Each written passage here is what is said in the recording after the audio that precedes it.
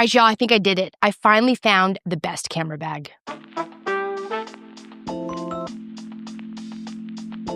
Today we're talking about camera bags, more specifically, the best camera bag for me. And trust me when I say I've tested out a ton of them. Of course, it always depends on the situation, but I accidentally found this bag. It's actually not even a camera bag, but for me, it's going to work out perfectly. So I'm going to share with you some of the setups I use, why camera bags are important, the types of things that I consider before I make a camera bag purchase, and then, of course, I'll go into detail about the best camera bag, at least the one that I found and in my opinion is the best camera bag. By the way, I purchased all of these camera bags with my own money, and this video is not sponsored. Before you make any camera bag purchase, you want to do your best to buy a bag that is going to fit your camera setup. So this is the camera setup that I'm probably running with 90% of the time if I'm going to use the bag that I'm going to show you today. So this means there's one camera. It's just me. I'm a single operator. This is typically for things like events, or if I'm shooting something and I'm moving around and I'm on the go with a client, then this is what I'm typically using. I have these Sony FX3 and then the Tamron 35 to 150. Then I just have an onboard microphone. I can also add a wireless mic if I really need to have something closer to my client or to whoever I'm shooting. And then I might be using a camera monitor. And then, of course, there's other things that I want to carry, like spare batteries, spare SD cards, anything else like that. Now, if I want to take a second lens, I just always kind of leave room for that ability to add that into the bag. So in this case, this is the 16 to 25. I like this lens because it's nice and small and lightweight. So if I do need a wider shot, I can switch lenses and easily do so. But because I have this 35 to 150, it really suits most of my needs in these type of situations. So again, this is if I only need one camera for a video shoot and it's just me, the only camera operator, then these are the requirements that I am really looking to fulfill when looking for a camera bag. The other kind of run and gun camera setup that I use is any camera on a gimbal. In this case, I have the FX30 and I have the 10 to 18 millimeter lens. And this is so nice and light. And you can see that I already have my gimbal set up. So whether I have this setup going on or I have the one that I showed you a little earlier, the other requirement for me is I need to be able to have the camera all configured and set up. I need to have the gimbal balanced. I want to have all my settings, or at least the settings that I'm anticipating using, all ready to go on the camera. So that way when I show up on site to work with my client, all I have to do is pull my camera out of the bag and just start shooting. I don't want to be balancing my gimbal in front of the client or trying to figure out what settings I'm going to be doing or putting on ND filters or anything like that. I want to have everything ready to go. So when it's time to go to work, I'm not wasting my time. I'm not wasting my client's time, and I can just get started once I arrive. The first type of bag that I think is really popular are these hard shell case bags, camera bags. I really like this bag. I use it if I need to protect my gear. If I'm traveling, I'll often use this type of a camera bag or camera case, I should say. But for the most part, when I arrive, I really don't want to set my gear up in a corner where I can't keep my eye on it, especially for events. Now, they typically have an area where you can store your equipment. I personally like to have control of my equipment at all times if I can get away with it. Otherwise, it's going to be in some sort of a locked area or a secured area on site. So these camera cases are fantastic in certain situations, but in this case, they really don't work well for me. Apart from it being kind of heavy, and I have to set it down, it's not something I can carry around, I also have to assemble the camera and all of the components once I get on site. So these hard shell case camera cases are really great for certain situations, but for me, it's really not the best camera bag. Next up are sling bags and camera bags. Of course, we're going to run into some size issues with a sling bag. I do love sling bags if you can get away with putting all of your gear in the sling bag. I'm going to show you a little trick that I use with sling bags with the best camera bag a little later about how I handle heavy cameras, especially if I'm shooting all day, and how I handle the weight of the camera over time. Uh, but I'll get into that in a little more detail in a little bit. But for backpacks, for the most part, if you use a backpack, you do have to assemble your camera on site. Now, I'm showing this particular one because with the Peter McKinnon bag, they do have a loft on top where you can place a pre-assembled camera on top. This camera, unfortunately, though, is just not going to fit in that space. It's going to be pretty top heavy also. And look, my biggest gripe with camera backpacks is the bigger they are, the more stuff you can put in them, and inevitably you're going to fill the bag with a bunch of lenses and stuff you probably won't use, and then you're stuck carrying it around. Also, if you are filming an event, and if you put this camera bag on your back, I feel like I have turned into a turtle. I feel like I have this hard shell on my back. I can't squeeze through spaces easily or maneuver through crowds. And so, unfortunately, a backpack like this just doesn't fit the bill either. All right, next up is this camera bag by Portabrace. I promise I'm not going to go through every single camera bag. We are getting there, and we're getting closer to the design that I really like to use in these certain situations.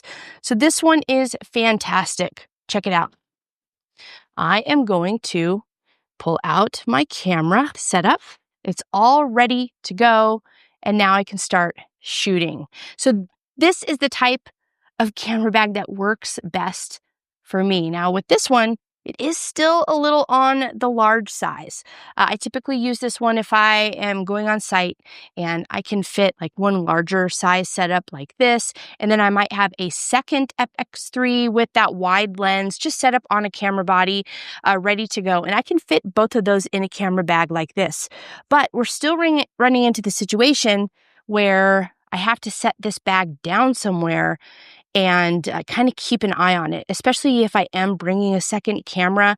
So although I really love this bag and the setup, it's almost there. So what did I do? I found this bag. This is by Tenba. These smaller bags, of course, this is going to still be able to accommodate this camera setup that I've been showing you. It is heavily padded. It's larger in size, right?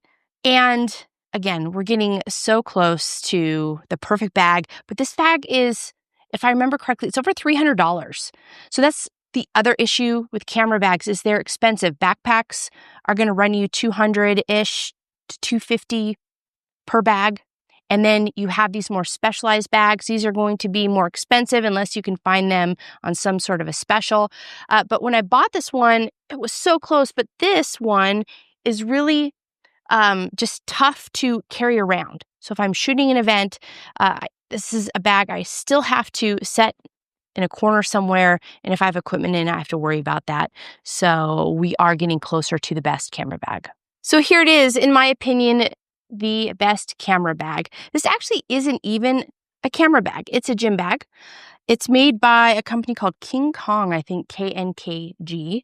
And comes in a lot of different colors, which camera bags don't. They typically come in like a tan color or maybe, mostly black. But I'm opening this up for you to show you. Here it is, my camera all rigged up and ready to go. I can even put my iPad in here if I want, if I need to use that as a monitor or just to take notes, check email, things like that on site. Here's that lens, second lens. It's on the outside pocket, so I can easily grab it. And then, of course, there's plenty of space for extra camera batteries, SD cards, anything that I need personally for that single day shoot that I don't need to be rummaging around. It's all right in front of me. Now, here is how I package up a camera with the gimbal. This is just a little camera organizer. It actually came with that Peter McKinnon backpack. I like it because it's nice and lightweight. So this can fit right in here. If you have this many camera bags, you probably have some sort of a setup like this. So it's going to give me a couple of pockets inside. And now this is the FX30 with that small size lens that I can use if I'm going to shoot on a gimbal. So I'm just going to place that in here. The lens is going to go inside. You can see all of this right here. I'm going to place my camera batteries back in the bag. And then I have my iPad right here. There is actually a little side pocket right here that you can just slip your iPad into. I don't know if you can see it here, but there's this little pocket here. You can just place your iPad. It might even be able to fit a small size laptop. And what I do is I just close the top, and this gimbal is already balanced. I have everything locked down, so all I have to do is attach the camera onto the gimbal. When I go on site, I just turn it on and I can start shooting right away. So all I do with this is I'll just lay the gimbal on top of the bag, and I'll use these camera straps just to secure it on top. But this is how I have the bag set up if I'm going to be shooting on a gimbal for the day. This is probably my favorite part of this whole setup. So now I'm going to take this bag, and it's got this sling that I'm just going to go ahead and put over myself. And now it's going to serve as a place where I can set my camera. I can shoot from this camera. I have a place to rest when I'm not filming.